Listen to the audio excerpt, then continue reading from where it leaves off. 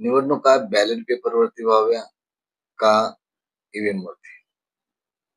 मतचोरीच्या आरोपानंतर हा मुद्दा परत एकदा वरती आलेला आहे.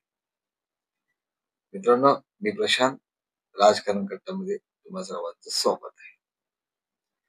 ज्यांनी राजकारण कट्टा सबस्क्राईब केला नसेल तर त्यांना विनंती आहे सबस्क्राईब करा. राहुल गांधी यांनी केलेल्या आरोपावरून परत एकदा निवडणुका बॅलेट पेपरवरती व्हाव्या का ईव्हीएम वरती हा मुद्दा चर्चेत येऊ लागला.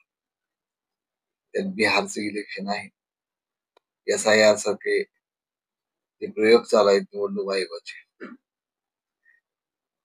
त्या केसेस सुप्रीम कोर्टामध्ये आलेले आहेत. सुप्रीम कोर्टानं ही एक असं जजमेंट दिलेलं आहे की जे 65 लाख लोक वगैरे त्यांची लिस्ट वेबसाईट वरती टाकतात. माझा एक फेसबुक मित्र आहे, तो निवडणुका बॅलेट पेपरवरती होण्याऐवजी ईव्हीएम वरतीच योग्य आहे असं सांगू लागला. मी स्वतः इंजिनिअरिंग क्षेत्रात काम करतो, त्यामुळं मला माहिती आहे की इलेक्ट्रॉनिक डिव्हाइसेस कसे काम करतात, ते कसे मॅनेज केले जातात, त्याचं प्रोग्रामिंग कशा टाईपचं असतं, आणि ह्या गोष्टी माहीत असल्यामुळे ईव्हीएम हॅक नक्की केलं जाऊ शकत नाही, परंतु त्याचा प्रोग्रामिंग डाटा सेट करता येतो, हे 100% खरं आहे. राहुल गांधी यांनी जे केलेले आरोप आहेत ते यातूनच पुढे आलेले आहेत की तो डाटा सेट केला असेल, मतचोरी होऊ शकते, यात कुठल्याही प्रकारचं दुमत नाहीये.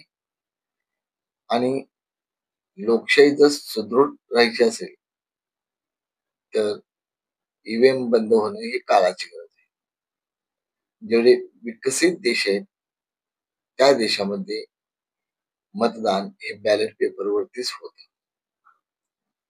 मग आपण तर विकसनशील देशाच्या यादीत आहे, म्हणजे आपण कुठे आहे? येणारे जे इलेक्शन्स आहे ते बॅलेट पेपरवरतीच होणं योग्य आहे असं माझं तरी मत आहे. त्याच्यामध्ये पारदर्शीपणा येईल आणि इलेक्शन किंवा लोकशाही ही सुदृढ होईल. इलेक्ट्रॉनिक कुठलंही डिव्हाइस असू दे, ते 100% प्रोग्रामिंग करून सेट करता येतं, याच्याविषयी कोणालाही दुमत नसावी पाहिजे. आपण जो मोबाईल वापरतो त्याच्यामध्ये सुद्धा आपण काही गोष्टी सेट केल्या की तो